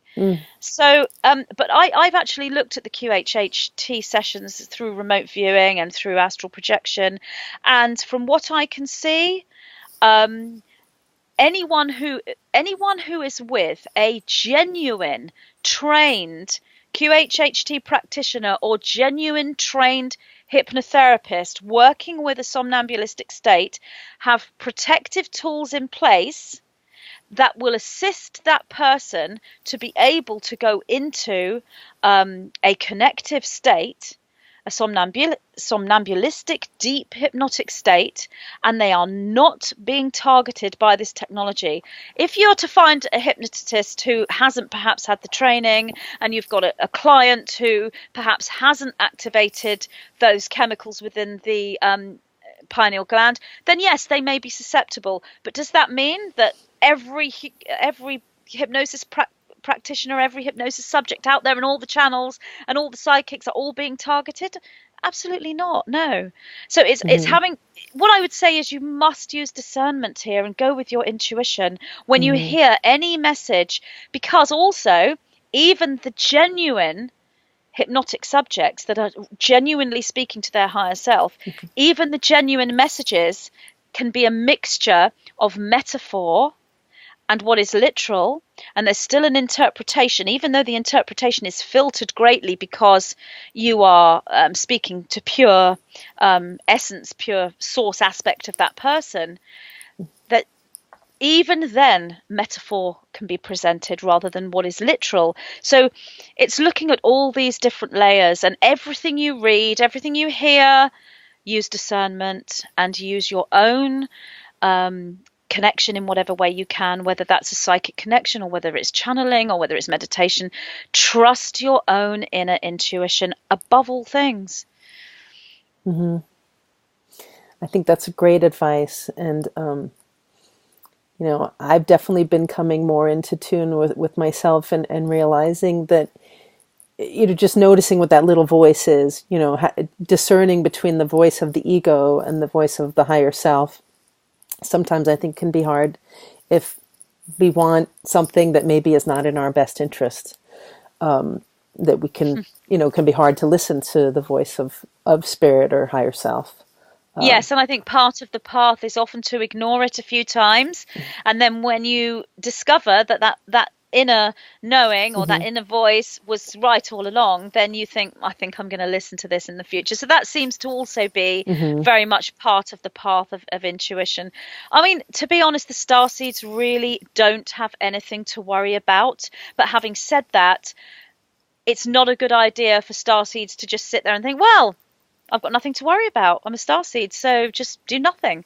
Then that takes you out of the vibration. If you are active, taking action, your eyes are open, you are aware, you are analyzing your waking reality, you are analyzing your sleep state, and amongst all that work, you are grounding yourself and taking time to relax as well, get that balance, then you are on the right track. And you see, an individual starseed on their own, on a planet full of non-starseeds, may have something to worry about because they are alone. They'd have to keep themselves hidden, which is what we've all done. But starseeds together are the most powerful force on this planet at the moment, when they are together. So coming together, we don't actually have to all gather together in the same building. We can do this via the internet, and that is another way that a cabal plot backfired. The internet originally was created to be a categorization control tool, and it still is that, but what else is it? It's a connection tool for us. Yeah. You know, and it's been our greatest tool in this movement. That's why everything is so quick, because we can get information out so quickly through social media. And social media, again, is another whole subject. We've got issues going on there that are negative and there that are positive too. Again, use discernment. And, you know, if it would be nice perhaps if when one social media platform becomes really negative, we all need to know when to leave that social media platform and go together to another one. Because who controls the social media platforms? It is not the people who created the platform, it's us, the people. But we can only control social media platforms when we do it together. It's no good like 20 people leaving one platform and going over here. We all have to do it. And that become part of something we have to do at some point. So stay aware and work with your intuition regarding the way that we're communicating online. We will always find a way to come together. The nines say whenever a front door closes, the back door opens, and we find a back door and a way in. Our networking won't be closed off, even if they shut the internet down. If they shut the internet down, they would then harm themselves as well as us, because there are certain things that they're using the internet for. So it wouldn't be in their best interests to close down the internet. But yes, the AI is a problem on the one hand. On the other hand, it can be very, very helpful for some things. And it has a positive and a negative side to it. So it's all down to us. It's all down to our own personal discernment and intuition at the end of the day. Well, it's this became a very big subject. You know, it's a huge subject. It's really big, and you know, I mean, I'm just trying to keep track because we could keep going down this road and take a long time with it. But what I've been noticing is just how much artificial intelligence is coming into advertisements.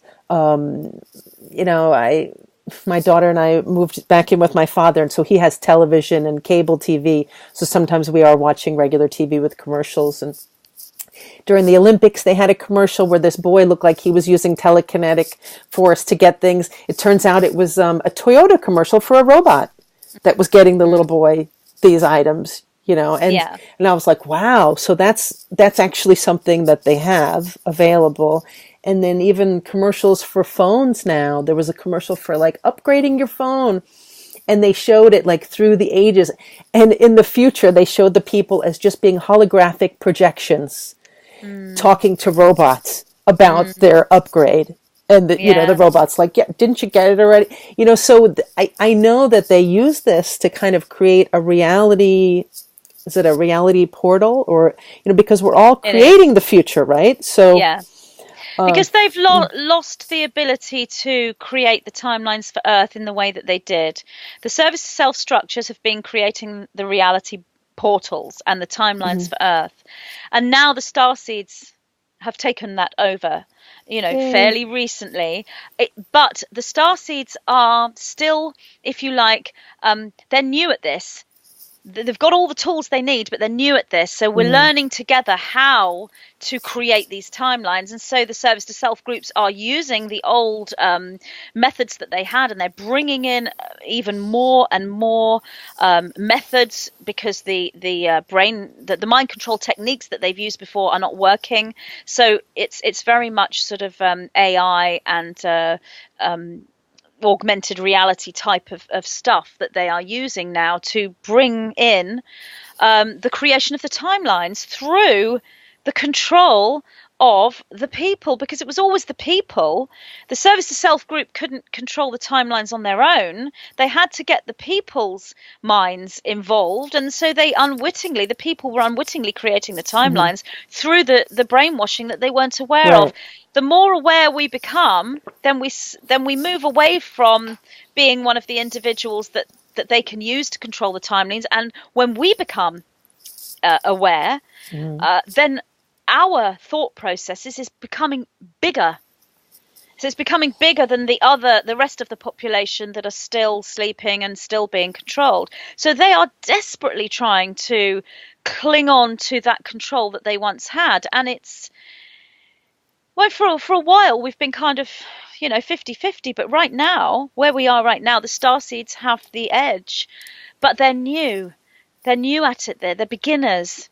So they're learning how to do this, and that's why we have the guidance system, the plugged in matrix. That's why we were given the fail-safe crystalline program within our upgraded DNA, so that we would all have the memories and the knowings. So we're all helping one another, and a great deal of creative starseeds, each one of them has a piece of the puzzle. Each one of them has a piece of the puzzle. It's coming in so many different ways, music, art, all over. So we are learning, and we are, from what I can see from the 9, we're actually doing really, really well. As I've said before, we are doing really, really well. And sometimes it doesn't seem that way. On a physical level, we can think, gosh, are we really doing well? Somebody asked me the other day, how do we know that this whole 5D structure, this fifth dimension, isn't yet another program that the cabal, that the service to self have put in place? My answer to that is, on a third dimensional level, we don't know. We don't have any proof of that. We need to go above the third dimension to get the answer to that. We need to go into the fifth dimension ourselves. Only when we've touched the fifth dimension ourselves can we actually know that this isn't a cabal controlled program, because we feel the fifth dimension and we know what is going on there, because we become part of that dimension. The person in the third dimension who's asked that question could then say, well, you're all controlled by AI or voice to skull technology. And that person, from their perspective, would perhaps be correct in making that assumption. But until that person has touched the fifth dimension himself or herself, that person isn't going to be able to make sense of what the fifth dimension is, because you can't do it from the third dimensional perspective, if that makes any sense. You have to go to the 5D and take a multidimensional viewpoint. And only when you get that as knowing, within you, you create a paradigm. That paradigm becomes reality. So if one person is thinking, oh my goodness me, 5D must be a cabal controlled structure, they're creating that reality for them, and they will see proof around them to validate that belief system. They will find proof that validates the fact that the fifth dimension is a controlled structure by the cabal. But if you go, because that's the reality you're creating, you'll actually start to create synchronicity that will lead you to validation of that. Because the reason why that happens is you've hooked into the negative, polarized higher intelligence, if you like, which will then hijack your system and lead you further and further into that negative reality. you've got the higher guides that are positive around you the whole time, and they're always trying to guide you, or that positive aspect within your DNA is always trying to lead you the way. But if your belief system, if you're continually reinforcing your belief system by saying this is a cabal controlled structure, and you're controlling it by your behaviors, your actions, the people that you mix with, the foods you eat, the television programs you watch, the music you listen to, if you are compacting it all, you're caught within a negative reality, hijacked by that negative AI, if you like, and you are constantly manifesting more of the same. The way to move away from that is to find the knowing. The fifth dimension is a dimensional reality that the star seeds, the light workers are creating through their emotions of love, unconditional love, joy, bliss, togetherness, unity. It is a dimension that is part of our evolution back to unity. When we know that, not just believe it, when we know that, we create the paradigm, and then our reality continues to reinforce that because we're creating it. So the thing is, it becomes real. It's not a case of, is this real or is this not real? They're both true. Both of these realities are true. It's up to you as to which one you take as your paradigm. That then becomes your reality. And that's the kind of core message, really. You know, because there's all these different futures, there's all these different timelines, there's all these different planets, there's all these different realities, there's all these different dimensions and different harmonics within the dimensions. And where you go, your emotional state and your knowing and your paradigm are coordinates. And those coordinates take you to the trajectory that you wish to experience. And that's happening all the time around you in everything you do. So surround yourself with the people and the music and the food you eat. And it's really about your intention, your heart. You know, you can't slip up. It's about being a good person.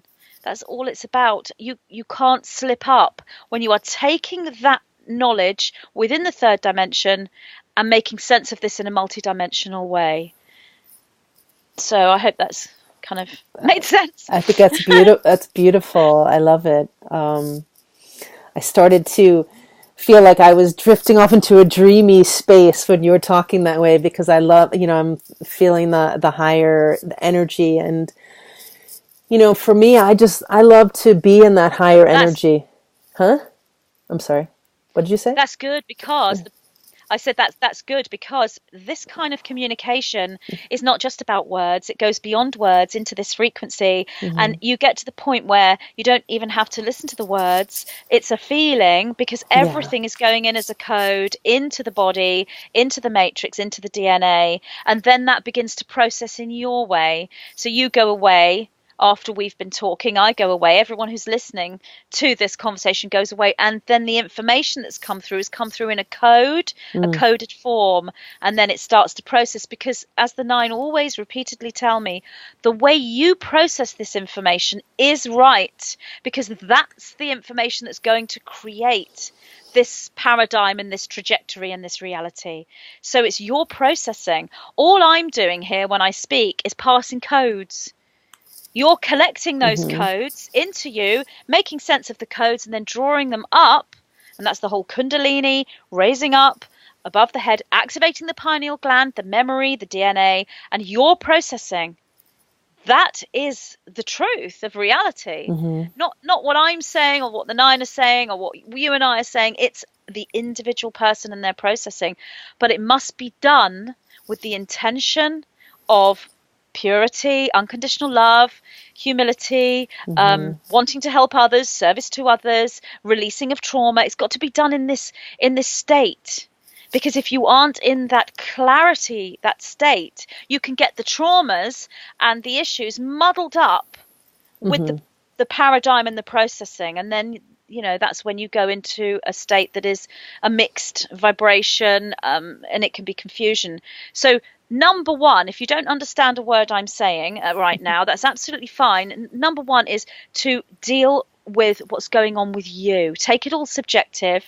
And maybe if you've got traumas and issues, don't worry about researching and frantically finding out where the truth is and what's going on with the government, go inward and look at your traumas, look at your past, maybe whatever it may be, counseling or past life regression therapy or meditation, whatever you want to do, work on yourself until you come to a place where there is, and I'm not saying you're going to be 100% clear, because that's not really fully possible in a third dimensional reality, because we move in and out of that. We're constantly gathering more in and then processing that and then gathering more in. So a trauma might come in, we might get some karma come in, and we have to process that and unravel it and work through it and come back to clarity. It's a never-ending journey. But when you get to the place where you can find clarity, you can find this place where you are clear enough to be able to be open to all these different belief systems and paradigms and realities, and you can work through any negative triggering, and you can still open your heart. Because how difficult is it to look at this reality and look at the confusion and the chaos and the things that are going on. I saw a comment on YouTube the other day. Somebody had written a comment to a video. People were talking just like you and me. Two spiritual teachers were chatting away like you and me. And every so often they were laughing. They were going, while they were talking about the horrors of whatever was going on. And somebody wrote, what I don't understand is all the giggling and all the joy when this is a really awful negative situation. What I would say there is, it's essential to find the giggling and the joy.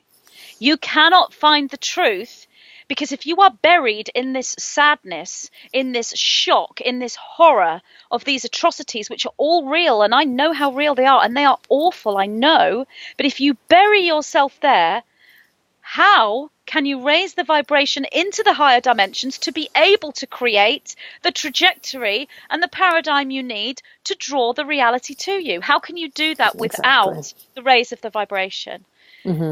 So that is, wow, totally right on. That is a great, that's a great point. Wow.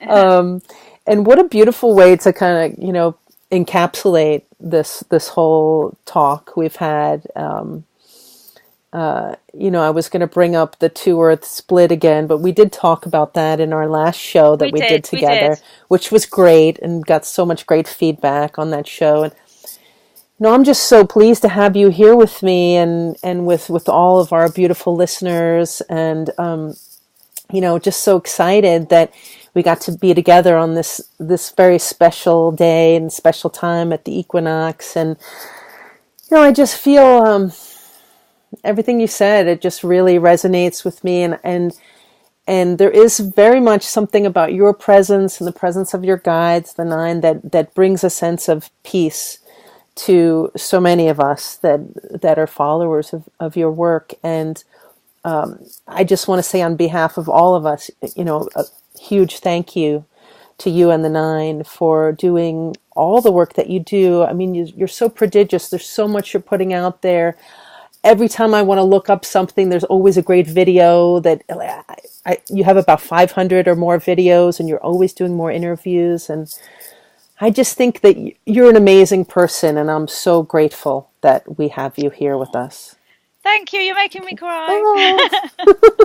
No, thank you. That's so nice, and it's lovely. And I do get lots of people write to me to say thank you for the work. And honestly, I can't reply to everyone, because I'd love to, but I can't, because I get so many emails. But I just want to say it means so much to me that people feel like that, because when I started my YouTube channel, it was just a kind of I didn't know what I was doing, really. I mean, it was just an experiment. It was never a plan. And I now look back and realize that my whole life, obviously I was supposed to be doing this, and this is my mission. And it's, and sometimes you do doubt, and sometimes I think, oh, goodness me, am I, that whole thing you were talking about earlier about I've had a healing issue. And, sometimes I'll say to the nine, how can I be a spiritual teacher or a spiritual leader in some way if I have got, issues of my own and health issues of my own? And this is when they said all natural healers take a personal healing journey. And what people don't want is to listen to somebody who's kind of, got it and they're there and everything's great and they've got perfect health and loads of money and they are just so full on with their enlightenment, it actually makes you far away. And I'm not far away. I'm the same as everyone else. I've got my, the same challenges, the same issues. I'm just no different to any other person. And so it's so nice when you say thank you and everything. So thank you for asking me to come back. I thought we had a lovely talk last time. So yes, really nice. And we've gone way over what we said we would. I know. But gosh, it was great talking to you. And if you have any more time, I would love to have a few minutes with you to talk about my own, like you had offered. I will. Okay, yeah, great. We'll have a chat. But as we're coming to a close, you've said so many beautiful things, and I feel this has really been a great heart connection. And is there anything else? Is there any closing words that you'd like to share with our listeners for today?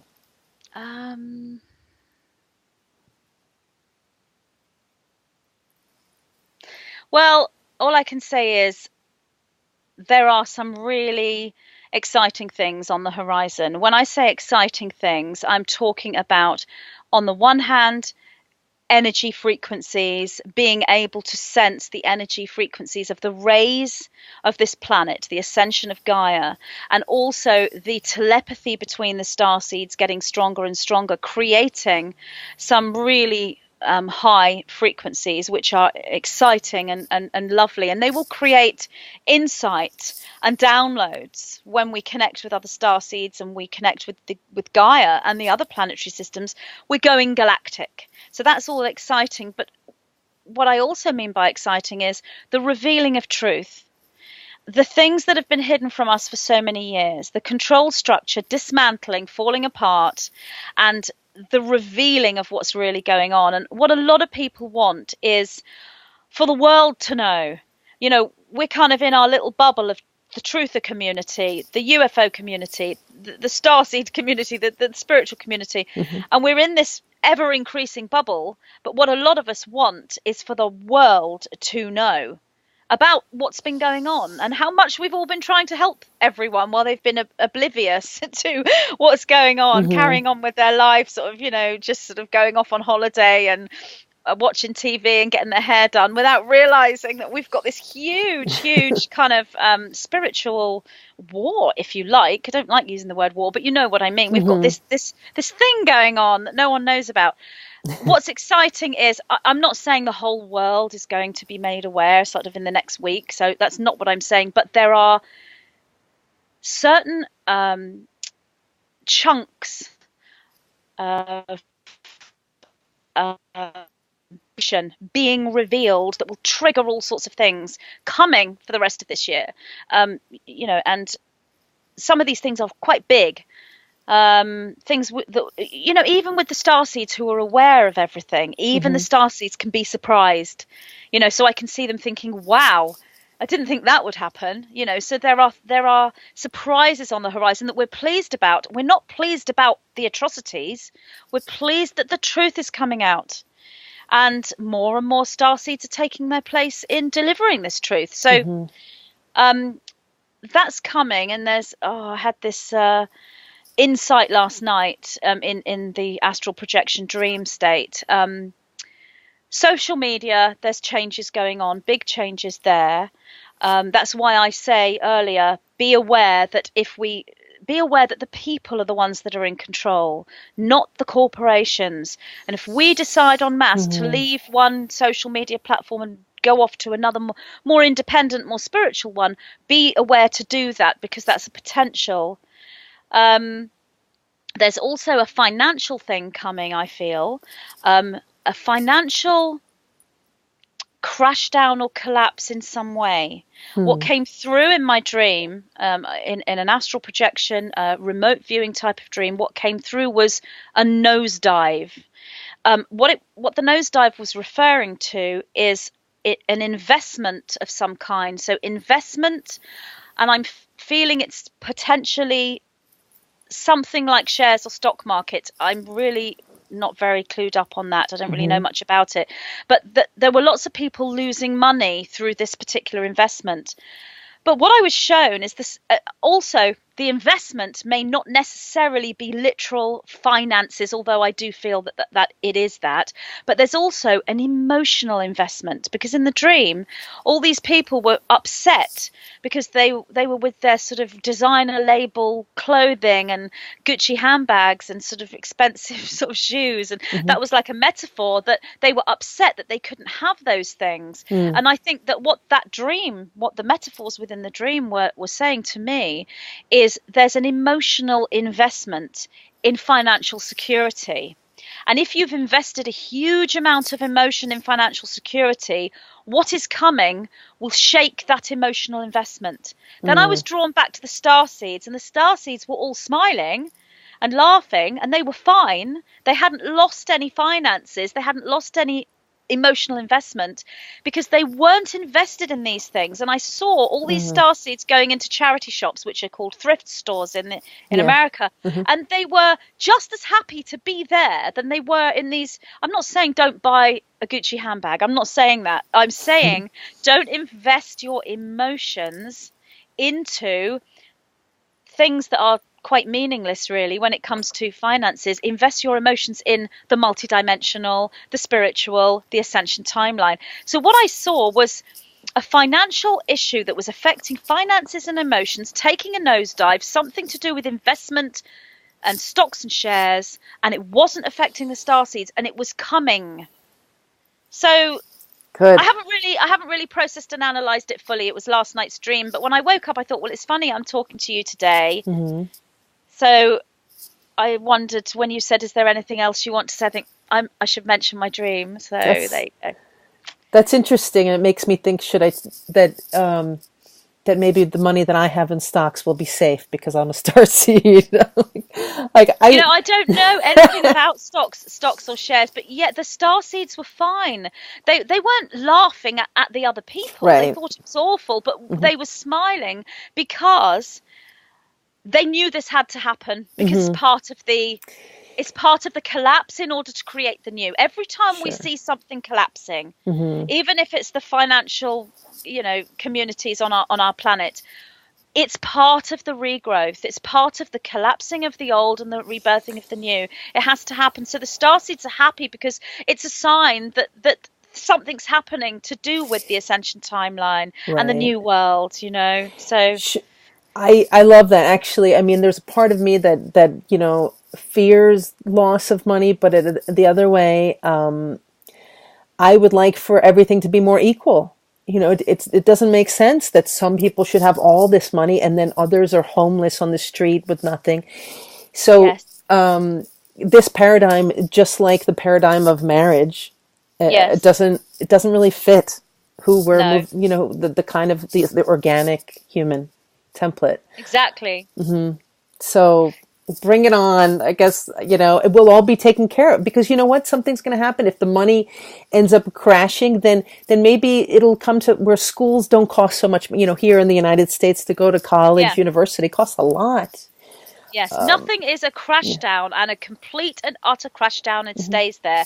Everything that collapses will regrow in a new form. But the starseeds are the ones, the light workers, the truthers, the aware ones, they're the ones that can see this. The people who aren't there in that expansive understanding are only seeing the third dimension, which is why it's such a, it can be absolute fear and horror, because they can't see what's coming next. They can't see the regrowth, and it's about faith, because it's not tangible. So there has to be faith there, not blind faith, not blind faith without any kind of meaningful subjective awareness. But the starseeds have the meaningful subjective awareness because they've been training for this from the day they were born, so they're ready. That's why they incarnated. That's why they incarnated here, to do this mission, to help the humans, because not that we're not human, but to help the inhabitants of the third dimension. They came down from the higher dimensions to help the inhabitants of the third dimension, because they called for it. There has to be a call. The higher dimensional beings cannot come in and assist because of free will, etiquette, and boundaries. There was a call. The third dimensional individuals together made a call, and that translates as, for goodness sake, help us. Then we came in droves. That's why the starseeds are here, and that's why they're doing what they're doing. And they are doing, as I said, really well. Yay. Yeah. And I know that we, even if we can't convince somebody, somebody that's very 3D, we might feel like we can't get through to them, excuse me, and reassure them that we're all one and that I am you. And that if you're hating on this person, that you're really hating yourself. And you have to, I think that we have to know that just doing the work internally with ourselves is creating a ripple effect.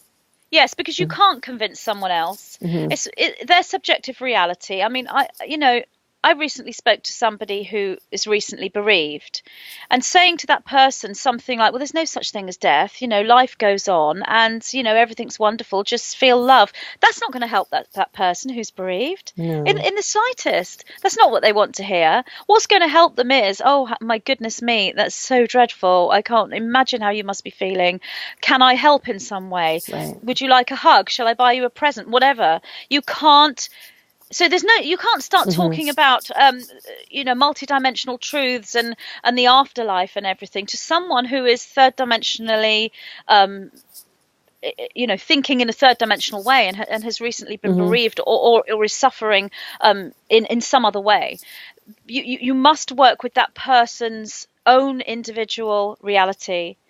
And as you say, as you work on the self, and as we work on the self together collectively as a huge starseed group, that's filtering through, so that synchronicity does come to those people in the end. And it may well be that the bereavement is what turned them to looking into the next dimension and looking into the afterlife, but they must come to it on their own. I must say, on that level, the mediums are doing a really good job, because they're working with the fourth dimension, and you can have third dimensionally thinking people who aren't able to perhaps look at a multi-dimensional reality when it comes to the fifth dimension of form and angels and unicorns or the rainbow bridge, and they're not able to look into the geometry of the sixth dimension and look at the Merkaba, but they can go see a medium who might or might not bring through their auntie.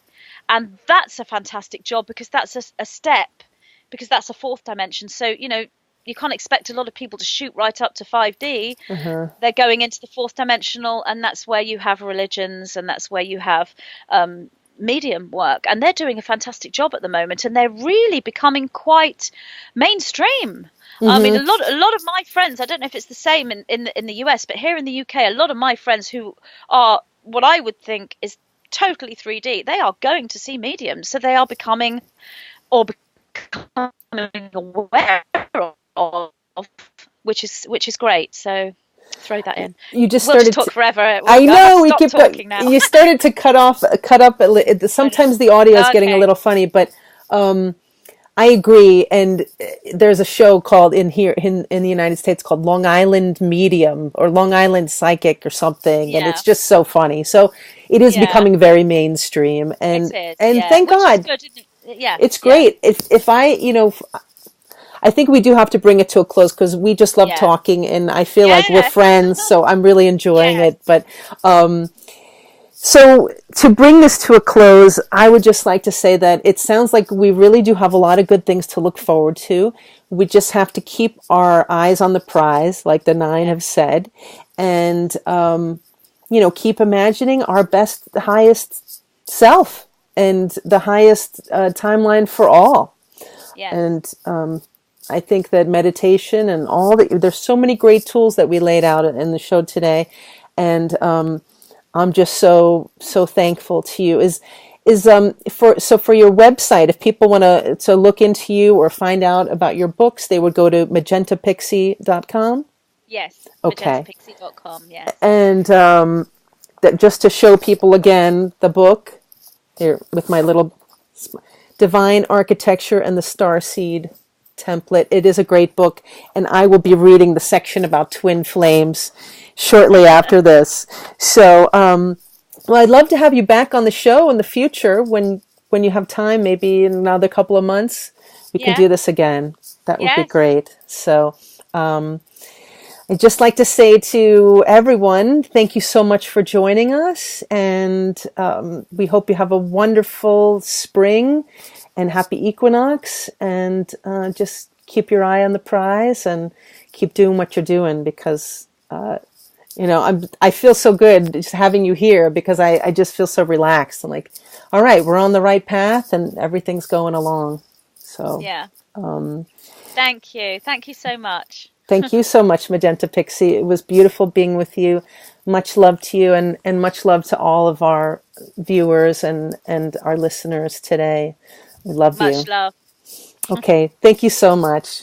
Bye. Bye. Bye, everyone.